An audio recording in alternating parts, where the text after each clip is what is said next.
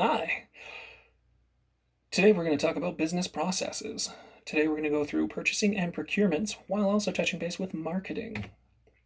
Today's presentation was brought to you by Bradley Mayhew, myself, through Business Practices DMIT1006, Section 0A03. Cheers, let's have a great day. Let's get into it.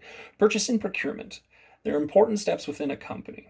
They're relatively similar. One's a step below. Purchasing is actually below procurement, but they're close enough that we're going to touch base with them as a collective. Where purchasing is receiving, evaluating some quotes, and making sure that you're getting the best bang for your dollar while making sure that everything works out great, and also managing of a warehouse. Whereas procurement are making sure that the needs and the requirements are being met inside of the company, sourcing out suppliers so that you're making sure that you're actually getting the best bang for your buck, calling around, making sure that nobody's charging you too much and nobody's charging you too little, because getting charged a little bit too little usually means the quality of your product isn't as great. And then managing those relationships, making sure that everybody stays connected and nobody starts doing anything too squirrely and it falls outside of the loop.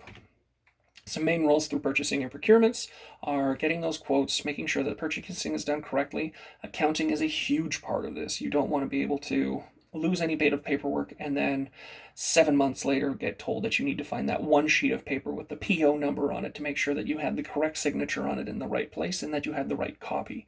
It becomes a nightmare, and nobody likes nightmares. So moving forward, you also need to do a little bit of on top of accounting is research.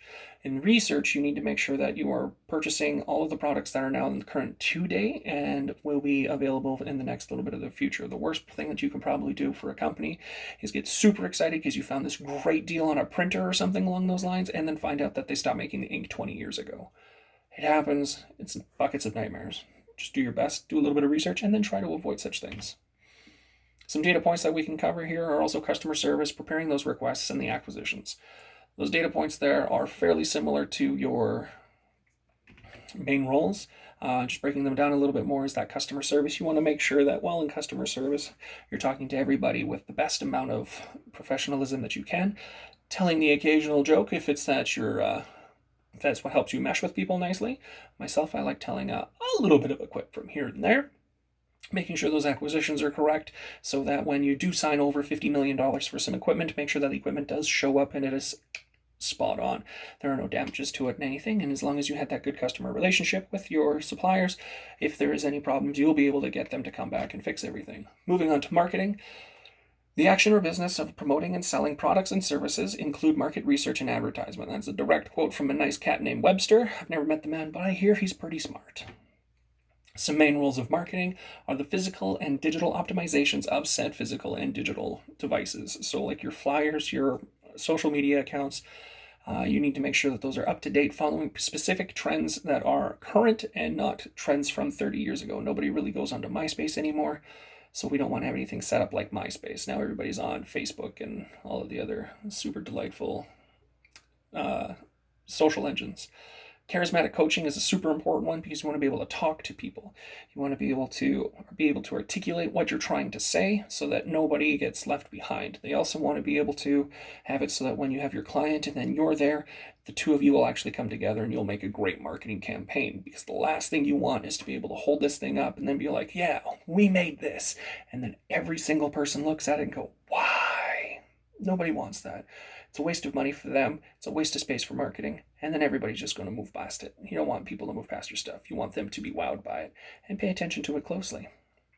Last part here is research. You want to make sure that you do that research so that you know what's trending, what looks good. You want to be able to work on color palettes. I'm learning myself that color palettes are huge things. Apparently colors don't mean just red, black, and blue and stuff. Red apparently has a whole bunch of connotations to a whole bunch of emotions and feelings.